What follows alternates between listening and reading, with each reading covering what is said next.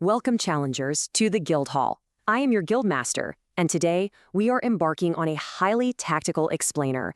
We are diving into what many consider the ultimate dungeon run of the Cambridge syllabus, the AS-level Afrikaans Component 1 speaking test. Now, if you have been feeling the looming stress of this assessment, take a deep breath because you are in exactly the right place. Today, we are not just going to study, we are going to treat the official Cambridge syllabus like a legendary world map. Picture a sleek, open-world game HUD overlay right in front of you. In the top right corner, you've got your stamina bar. That is your exam timer continuously ticking down. In the top left, your loot counter, tracking your exact mark yield as we climb from baseline passing grades all the way to those elite, top-tier bands. We are going to unlock the precise methodologies you need to navigate this terrain, avoid the hidden traps, and conquer this quest with maximum loot. I want to start our briefing by looking at this exact warning inscribed on the tavern wall by a senior examiner. This is the dungeon boss prompt. They are outright telling us that structure and timing are the most misunderstood mechanics in the entire Afrikaans language syllabus. We are going to fix that right now. You see, a massive reason why this component whites out so many candidates is that they walk into the exam room treating it like a casual, low-stakes chat at a coffee shop. It is absolutely not that. This speaking test is a highly structured, rigorous academic raid where your cognitive skills are tested under immense time pressure. It's time to shift our mindset entirely. This is the fundamental question that traps so many players right at the starting line. To understand why this happens, let's look at the telemetry of two typical players in our guild. First, we have player 1. Let's call him Alex. Alex is our over-encumbered warrior. He walks into the exam carrying 90 pounds of raw inventory weight. I'm talking about massive lists of descriptive definitions, raw Afrikaans vocabulary, and memorized grammar scrolls. But because he is carrying so much descriptive weight, he lacks agility. He has absolutely zero stamina for high-level analysis. Then we have player 2. Let's call her Sam. Sam is our high-speed rogue. She dashes through the speaking areas way too quickly, trying to beat the clock. She skips mandatory puzzle requirements and completely misses the command word constraints of the prompt. Both of these playstyles result in an immediate trap activation. In an exam situation, when the pressure is on and your heart rate spikes, the lines between simple description, like Alex does, and deep evaluation blur. Understanding the difference isn't just a vocabulary exercise, it is the core strategy for survival. Here is our tactical map and exact routing for today's explainer. We will hit 1. Unlocking exam core principles. 2. Mastering the method mark. 3. Deconstruct, solve, and evaluate. 4. Avoiding common examiner traps. And 5. Final presentation and strategy. Section 1. Unlocking exam core principles. Let's move into the first sector and decode the Elder map. Before we can formulate top-tier answers, we have to know exactly what the game engine, the examiners, are coded to reward. Let's look at the master display screen right now. Notice the massive scaling leap illustrated here. On the left, we have basic recall of knowledge and understanding. On the right, the higher-order critical thinking required for analysis and evaluation. These are your assessment objectives, or AOs, and they target entirely distinct cognitive domains. Knowledge and understanding is simply your baseline armor. Knowing your basic Afrikaans vocabulary and grammar gets you into the dungeon, but it will absolutely not defeat the boss. To hit the highest loot bands, you have to read the command word runes correctly and cross over to analysis and evaluation. If the examiner drops a rune that essentially means analyze or evaluate, and Alex the warrior just swings his sword with a describe attack, he deals 0 damage. You must actively compare approaches, weigh alternative viewpoints, and make completely justified recommendations out loud to secure the points. The absolute crucial takeaway from this sector is that examiners are testing your ability to build live connections across different environments, not your ability to recall a pre-prepared inventory of essays. Let's say Alex memorizes a flawless level 99 speech about global pollution, but the examiner's prompt drops him into a specific scenario about the socioeconomic impacts of water scarcity in a very specific Cape Town neighborhood. If Alex panics and just recites his generic pollution essay, his run is over. Examiners have advanced radar for this. They can instantly tell when you are reading from a mental script rather than engaging with the live puzzle in front of you. You need conceptual agility, taking what you know and applying it dynamically to completely unfamiliar scenarios. Section 2. Mastering the method mark. We are moving into our next strategic phase now. We need to uncover exactly how to secure maximum points through the actual mechanics of your argument building. Welcome to the co-op cognitive array debate, where we learn the rules of the loot counter. To succeed, you have to understand that Cambridge highly values the way you arrive at your conclusion. Think of it like a complex crafting system. You don't just get points for presenting the final shiny sword. You get points for showing the examiner exactly which materials you gathered, how you smelted them, and how you hammered them together.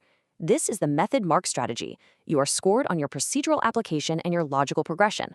If you act like Sam the rogue and just dash straight to a final opinion without verbally showing the examiner how you extracted the data and weighed the evidence, you're leaving an unbelievable amount of marks behind. They literally need to hear your brain working out loud. So how do we actually do that? Let's look at the tactical table where Alex and Sam are currently arguing over how to build an unshakable response paragraph to clear this sector. Alex wants to overload the first 3 minutes by reading off dictionary definition scrolls. He is saying, I'm going to define every single Afrikaans word in the prompt. Sam is slamming the table, pointing at the stamina bar, which is blinking red, yelling, no way, our time is running out, skip the definitions, let's just give them our final answer. As the guildmaster, I have to step in here and tell them both, you are going to wipe the rate. Instead, we use this foolproof 6-step procedural framework. Step 1. Deconstruct the question. Read the command runes. Step 2. Extract relevant data from your stimulus. Pull out that specific statistic. Step 3.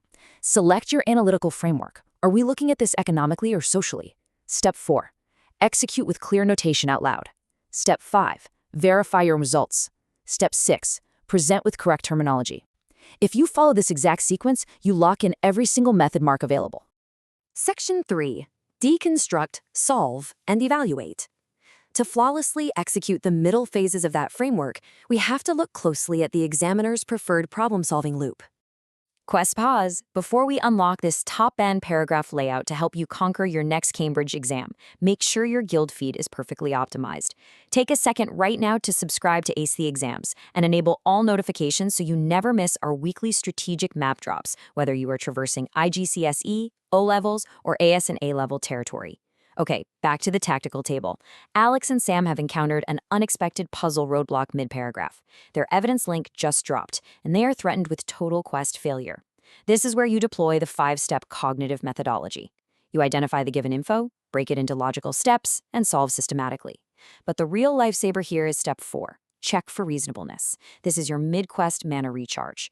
So many players freeze up in a speaking exam when they realize halfway through a sentence that their logic is flawed. They panic, they stall, the stamina bar drains.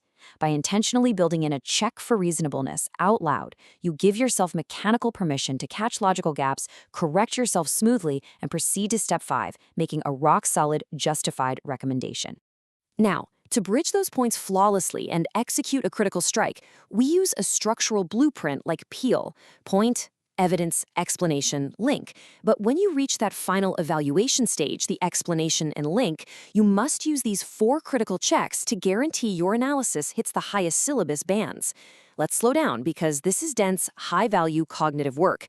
To truly evaluate evidence quality, you need to state the limitations of the information given to you, you need to note out loud what assumptions the text is making, you absolutely must consider alternative interpretations, and finally, determine exactly how those alternatives affect your ultimate conclusion.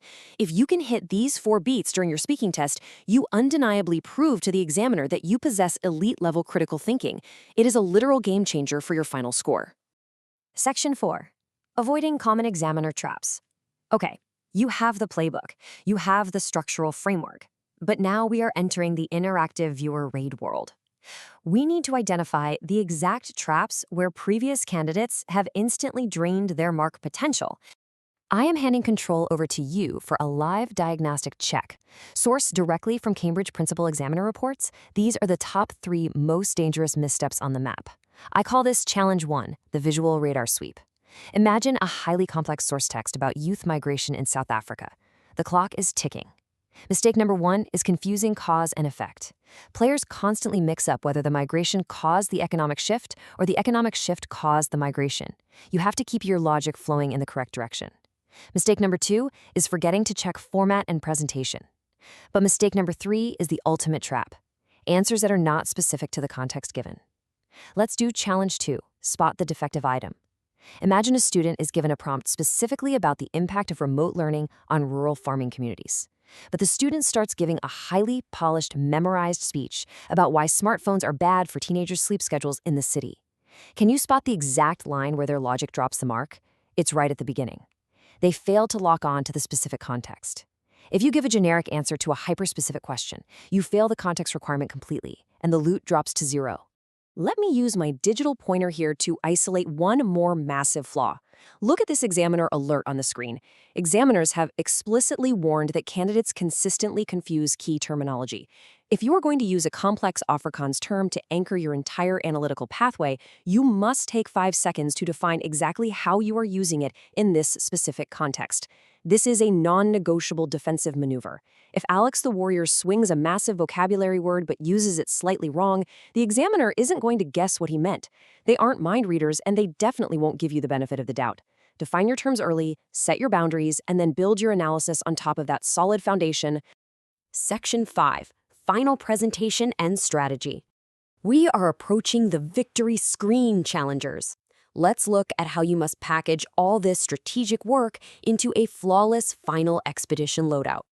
Treat this slide as your ultimate post-quest review checklist to ensure your practical application meets professional examiner standards. In a speaking test, proper presentation means using clear verbal headings and transition words to guide the examiner's ear through your argument map. Using highly practical Afrikaans markers like eerstens for firstly or aan die ander kant for on the other hand clearly signals that you aren't just rambling, you are structuring your argument with precision. You are showing them the method.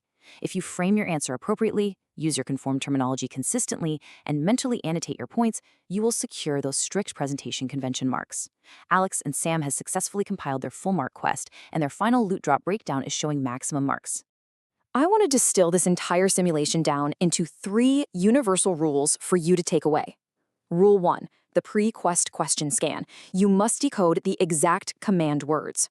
Rule 2, the stamina pacing matrix. You have to allocate your time to hit analysis, not just basic description. And Rule 3, the post-quest review checklist. Verbally structure your argument with clear transitions. The speaking test is not a test of how fast you can talk. It is a test of your strategy. You now have the blueprint. So are you ready to apply this deconstruct, solve, evaluate framework to your next practice session? Don't default to generalized memorization. Step up, apply the method, and evaluate the evidence like a true examiner. To keep sharpening your tactics, subscribe to Ace the Exams, click that notification bell for our weekly Level Up Masterclasses, and drop a comment below sharing exactly which Cambridge subject and level you're preparing to conquer next. See you in the next explainer.